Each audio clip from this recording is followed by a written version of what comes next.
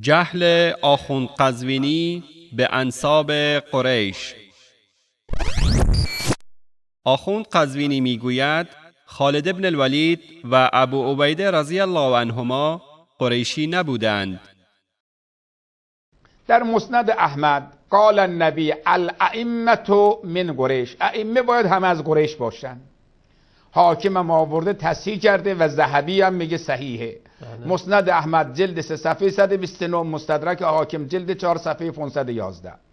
و همچنین صحیح بخاری دیگه از عبدالله عمر نقل میکنه که پیغمبر فرمود لا یزال هذا الامر فی قریش ما بقی منهم اثنان. مادامی که از قریش 2 نفر رو کره زمین باشند خلافت مال اونهاست، غیر قریش نباید خلیفه بشن. صحیح بخاری جلد 8 صفحه 105 حدیث 3501 کتاب المناقب، مناقب قریش.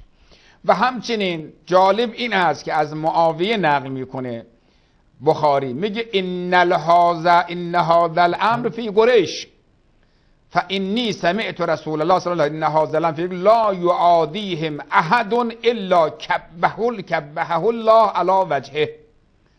بله کبه الله علی وجهه.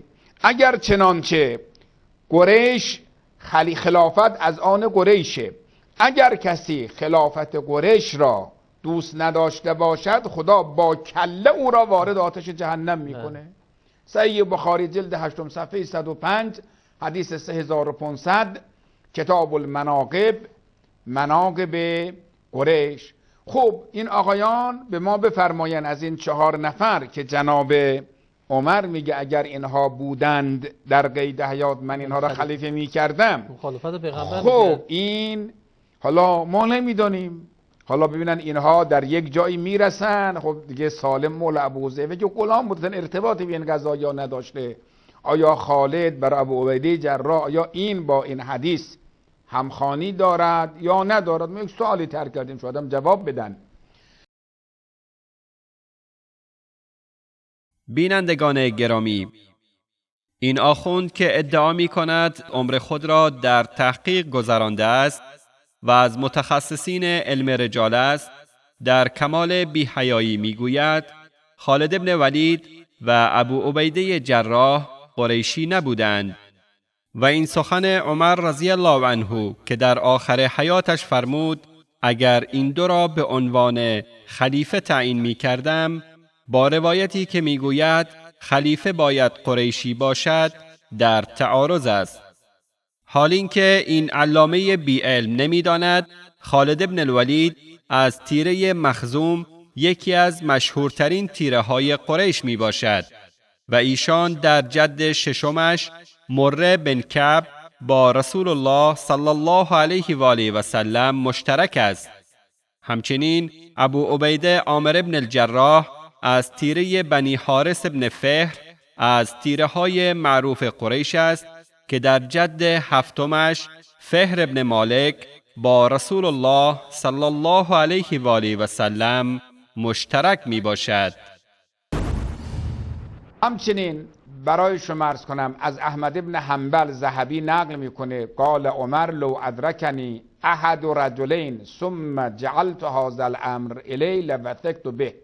سالم مولا ابو حذیفه و ابو عبیده الجراح، اگر من این 2 نفر در قید حیات بودن و خلیفه می کردم این 2 تا مورد وثوق من بودن، سالم مولا ابو حذیفه و ابو عبیده جراح.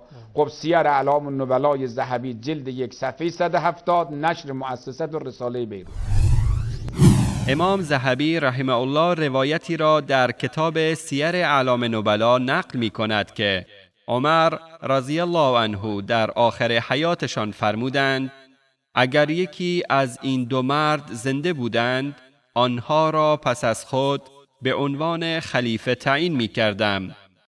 و پس از نقل این روایت می فرماید در سند این روایت علی ابن جدعان وجود دارد که سست حدیث می باشد، یعنی روایت مشکل دارد. اما این آخوند حیله‌گر طبق عادت دیرینه خود سخنان امام ذهبی در مورد روایت را نقل نمی کند.